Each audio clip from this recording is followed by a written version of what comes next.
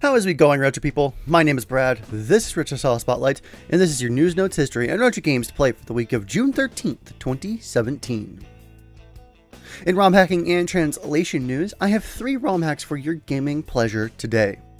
First up is a hack of Zippy Race called Traverse USA Race of Post-Apocalypse, created by Harvett Fox 96. It's a minor patch, but it changes this NES game up to feature all new graphics to make it significantly more bleak. This was originally an arcade game called Moto Race USA or Traverse USA. In Japan, it's called Zippy Race and was originally released by IREM. The game's main character is a racer who must travel on his motorbike from Los Angeles to New York City while avoiding many obstacles.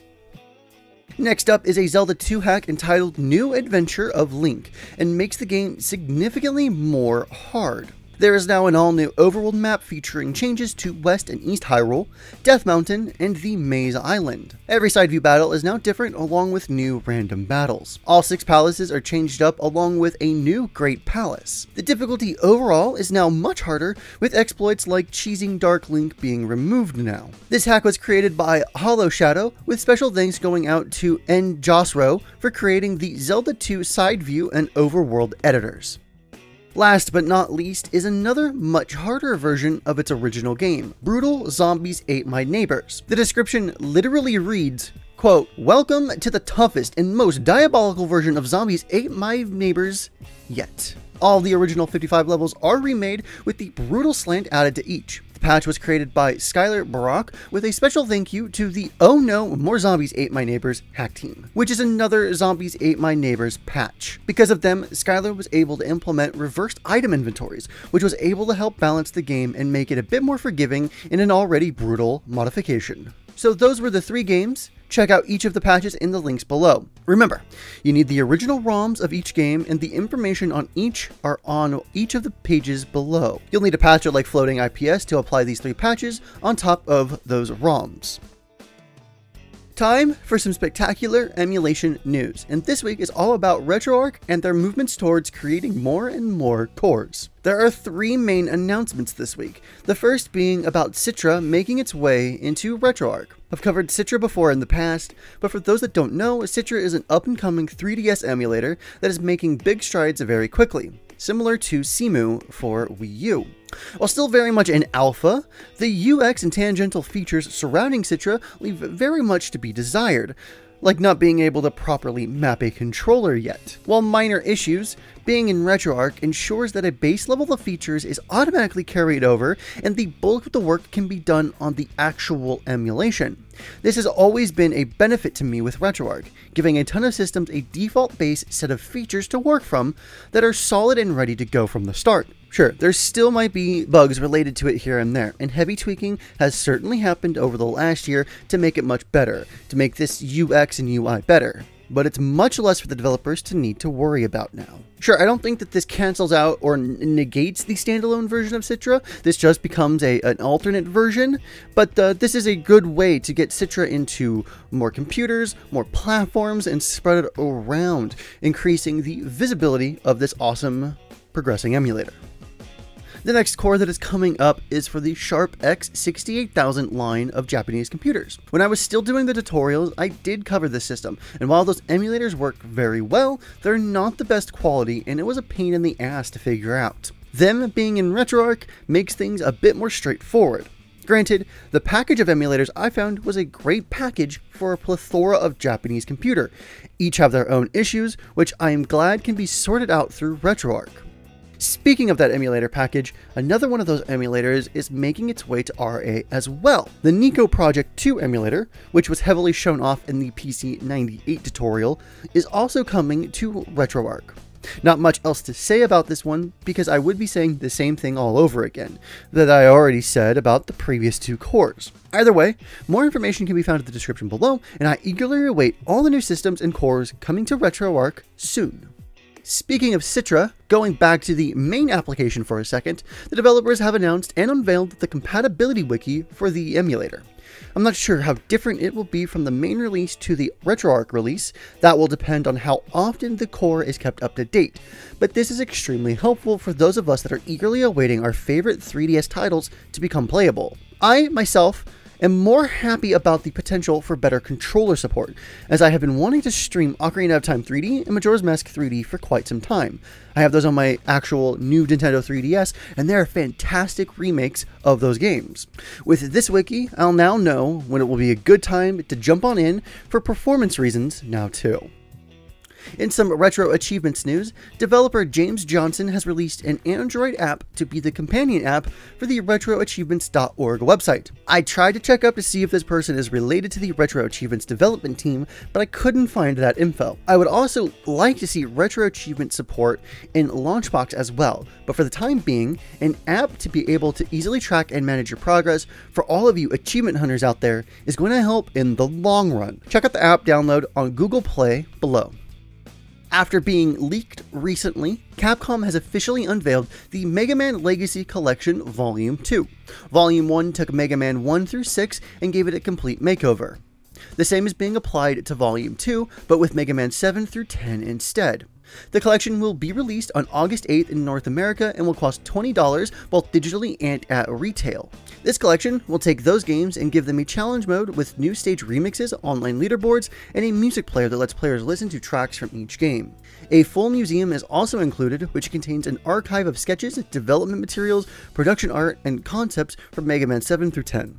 Various free add-on content will also be included in the collection, like the ability to play as Proto Man in Mega Man 9 and battle against Mega Man killers in Mega Man 10. So while not as many games as the first volume, just as much love is being poured into this re-release for a very affordable price. Not to mention, 7, 8, 9, and 10 are considerably more complex, more involved games, and they are a little bit longer than each of the first 6 games. There's no word as of yet if any other games will be in the collection, though I doubt it, but for now these 4 are, and I'm very excited to pick this package up.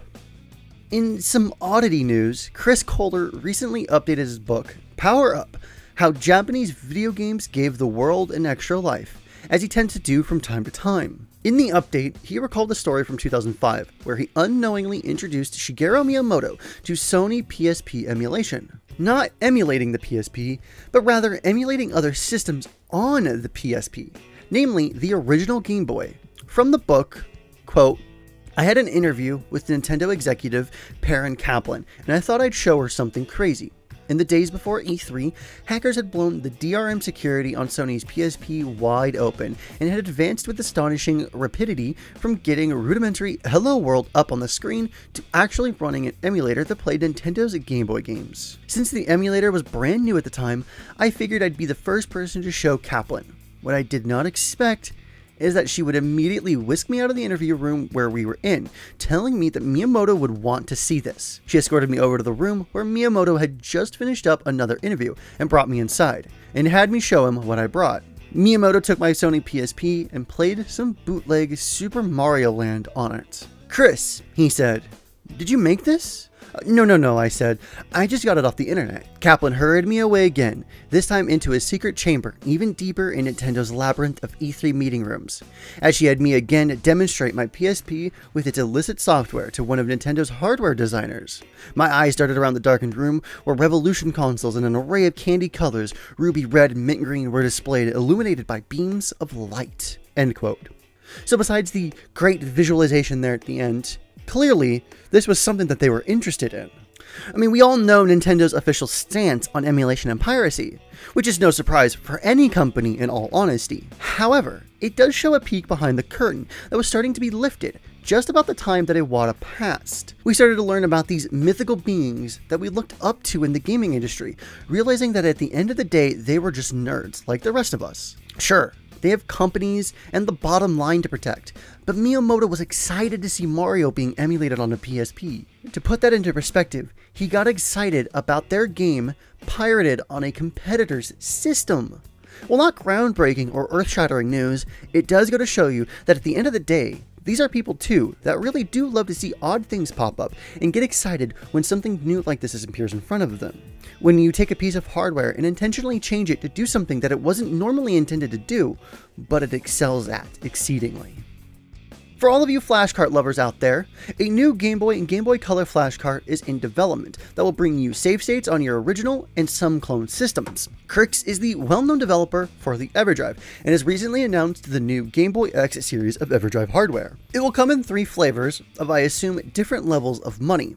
There is the X3, X5, and X7 models. The X7 now supports SDHC and XC SD card models, has a brand new OS that has a better UX, and speeds things up like being able to see more files per folder and has instant game loading. It also has a lower power consumption by up to 4 times the amount less and Game Genie code support. Its compatibility includes all systems including the Super Game Boy, an isolated RTC function for each game that requires it, and of course, the save state functionality. The X5 model is the same as the X7, except with the save state, in-game menu, and RTC functions removed. The X3 is the same as the X5, but you must reboot in menu to save game progress stored in the SRAM. Each lower model strips away some features, but I assume it will cost less for each lower model.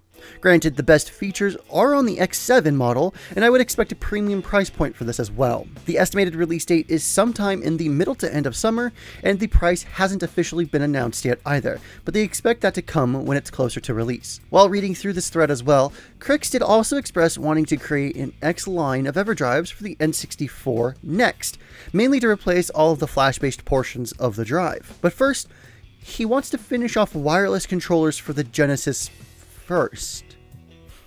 Wait, what? If you are a patron that pledged to be part of our Patreon campaign and are watching this early, then thank you all very much. For those of you who pledged at the producer level role, your names are now on screen. If you are interested in seeing your name as a part of Retro Style Spotlight, the tutorials, and have it be inside of the Launchbox application, then head on over to our Patreon link in the description below. At just $2 a month, you can see content like RSS early, and at higher tiers, you start to unlock things like exclusive Discord server access, producer credits, and a personal hangout with the Launchbox team. Any dollar amount anyone pledges to our campaign is helping us create a better product, and we could not thank you enough. So that was Retro Style Spotlight for the week of June 13th, 2017. All of the relevant links to everything you heard in this edition of RSS will be in the description below. Remember, you can sign up for a Launchbox forum account to interact with the community, moderators, and the Launchbox staff if you have any questions or would like to contribute to the project. If Launchbox has given you a beautiful library of games, then why not purchase a premium license of Launchbox for $20, which will get you big box and tons of premium-only features. If you enjoyed this episode of RSS, then give it a thumbs up and subscribe to get notified of new videos that we make. Let us know what you think of RSS and any feedback that you may have on it in the comments below. My name is Brad, the link to my channel is also below, where I do lots of gaming content, and remember, facing geeks, to play more games, and we'll see you next time. Have a good day!